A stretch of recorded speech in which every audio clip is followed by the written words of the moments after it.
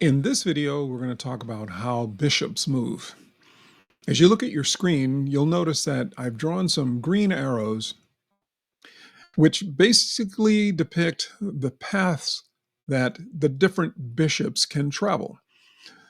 So there are two types of bishops that both sides have: light squares, which we see here, and dark square, which we see with the circles. So at the start of the game, these bishops would love to be able to have access to all of these diagonals that you see, but there are some limitations. And that's what makes chess interesting.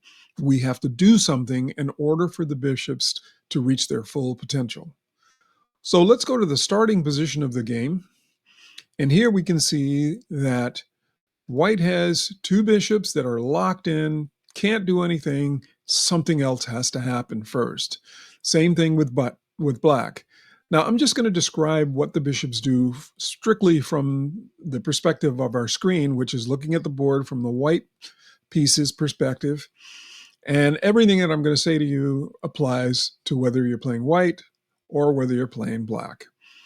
So notice that the bishop cannot do anything. It cannot move. Here we have a pawn in the way. We have a pawn in the way because this is a light square bishop. It wants to be able to move on these diagonals, but it can't because its fellow pawns are blocking its path. So early in the game, or at some point in the game, we're going to have to make some decisions about what to do at these pawns in order to allow our bishop to get into the game.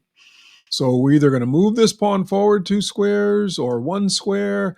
And you can see no matter what we do, whether we do 1 square or 2 squares, it gives this bishop what we call scope. That word gets used a lot, but it's an important word that I think everybody should be familiar with right from the beginning of their chess. Scope just simply means vision. Like if you use a telescope because you want to see very far, bishops need scope. If this pawn was here already, the bishop loses scope. All right, so that's what we mean by scope. When this pawn moves, the bishop has additional scope, but it's not as much as if it was on this square, pointing here, or just took advantage of the square that it's the diagonal that it's looking at already. All right, so when it comes to bishops versus knights, that's a whole other discussion. But one thing I can say is if we clear the board, if you look at the bishops from their starting position, we've got a bishop here that can control squares all the way over the board. They can move forward, they can move backward, they can go just about anywhere on the board they want, as long as they're traveling on their light or dark squares. So this bishop cannot suddenly become a light square bishop. It must stay on the square of its color. Now let's put it back. Let's look at the scope of this bishop. The scope of this bishop is pretty awesome. So you can see if I move this bishop here,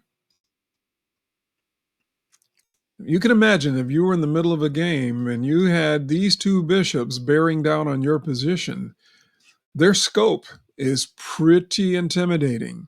All right.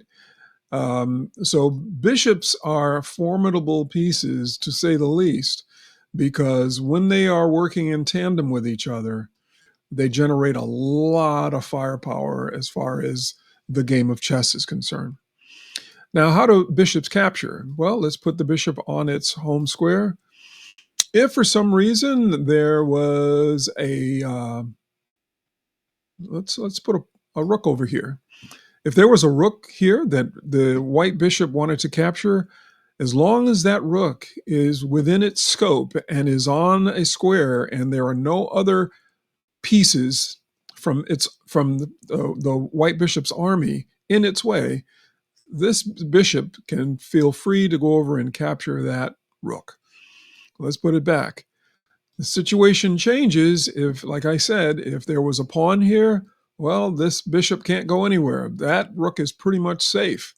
But if this pawn should ever move, that rook has got a problem because this bishop is surely going to snap it right up. Okay? So Bishops need to be able to see their target. And again, as I mentioned, if, let's see, let's put a knight here. Let's put a pawn here.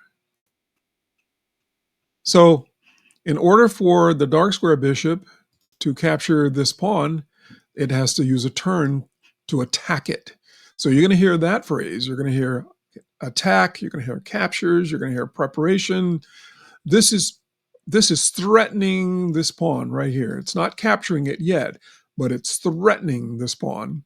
So this pawn has to be protected by something else. And we're going to, again, I don't want to get ahead of myself, but the basic idea is that the bishop has to prepare itself and has to line up targets before it can take the target. Likewise, if this bishop wants to attack this knight, it has to prepare the attack. It can't get to it directly from here, right?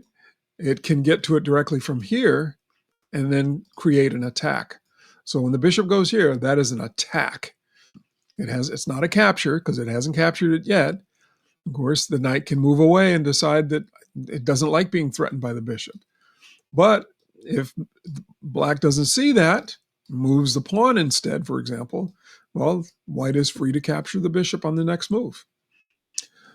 So that's really all you need to know about bishops, that they are formidable pieces. Like a lot of the pieces, like the rook, the knight, the bishop needs scope. It needs to have other pieces out of its way so that it can get into the game a lot easier.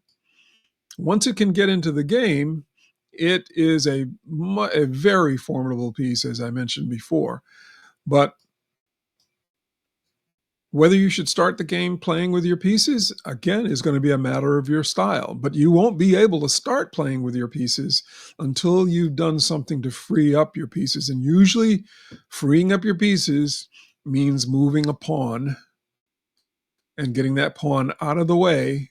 So either this pawn has to move, this pawn has to move, or this pawn has to move, or this pawn has to move. And I'm not saying these are the squares that you should move your pawns, but you can see what happens is now they have the ability to get out and to do more. And that's what you want to be thinking about when you start your games. All right. That's it. We'll see you in the next video. Don't forget to like and subscribe. Share your comments in the comment section below, and I will see you in the next video.